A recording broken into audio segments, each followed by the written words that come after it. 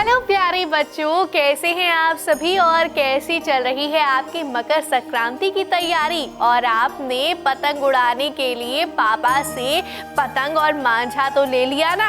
आज आप सोच रहे होंगे कि मैं आपके लिए क्या कुछ खास लेकर आई हूँ।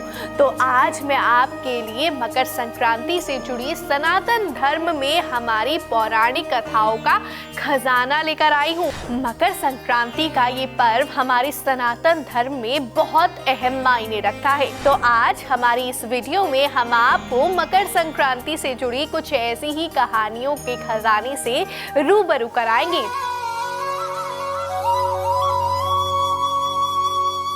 पौराणिक कथाओं के अनुसार पौष मास में इस दिन सूर्यदेव धनु राशि को छोड़कर मकर राशि में प्रवेश करते हैं। इसीलिए हम इस त्योहार को मकर संक्रांति कहते हैं।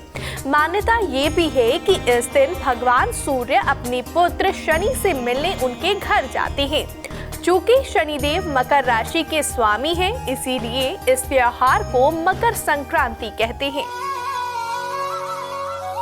जिस तरह से हर महीनों को दो पक्ष में बांटा गया है, कृष्ण पक्ष और शुक्ल पक्ष, इसी तरह हर वर्ष को भी दो भागों में बांटा गया है, एक उत्तरायण और दूसरा दक्षिणायन। उत्तरायण और दक्षिणायन अगर दोनों को मिला दिया जाए तो एक वर्ष पूरा हो जाता है। मकर संक्रांति के दिन से सूर्य की उत्तरायण गति शुरू हो जाती है, इसीलिए कई जगहों पर इस पर्व को उत्तरायणी नाम से भी जाना जाता है। मान्यता ये भी है कि इस दिन मां गंगा धरती पर अवतरित हुई थी, इसीलिए भी इस त्योहार को मनाया जाता है। एक और पौराणिक कथा के अनुसार संक्रांति के दिन भगवान विष्णु ने असुरों का वध कर उन्हें मंदार पर्वत के नीचे गाड़ दिया था।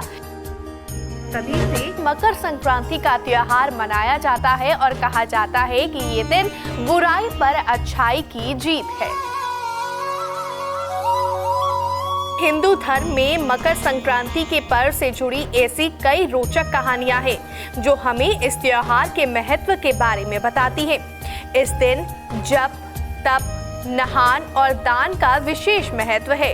कई जगहों पर तो लोग सुबह सवेरे नदियों में स्नान कर इस दिन की शुरुआत करते हैं।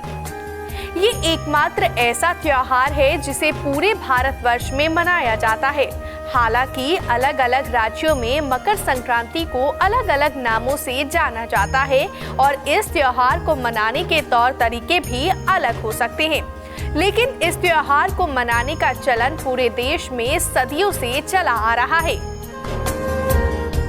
इसी के साथ उत्तर प्रदेश और बिहार के कई जिलों में इस त्योहार को खिचड़ी भी कहा जाता है और इस दिन खिचड़ी बनाने का भी विशेष महत्व है। साथ ही साथ कई राज्यों में आज के दिन से माघ मेला शुरू हो जाता है, इसीलिए इसे माघी त्योहार भी कहा जाता है। गुजरात में इसे उत्तरायण पर्व के नाम से मनाया जाता है, तो वहीं पंजाब, दिल्ली और हरियाणा समेत कुछ अन्य जगहों पर मकर संक्रांति से एक दिन पहले लोहड़ी का पर्व मनाया जाता है।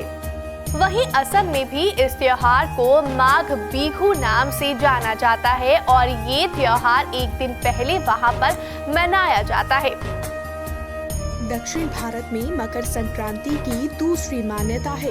दक्षिण भारत में धान की फसल कटने के बाद इसे मनाया जाता है, जिसे पोंगल नाम से जाना जाता है। तो इस तरह से आज हमने जाना कि मकर संक्रांति की हमारे सनातन धर्म में आखिर क्या मान्यताएं हैं। साथ ही साथ हमारे देश के अलग अलग राज्यों में मकर संक्रांति को किस तरह से सेलिब्रेट किया जाता है, साथ ही साथ उन्हें किन नामों से पुकारा जाता है।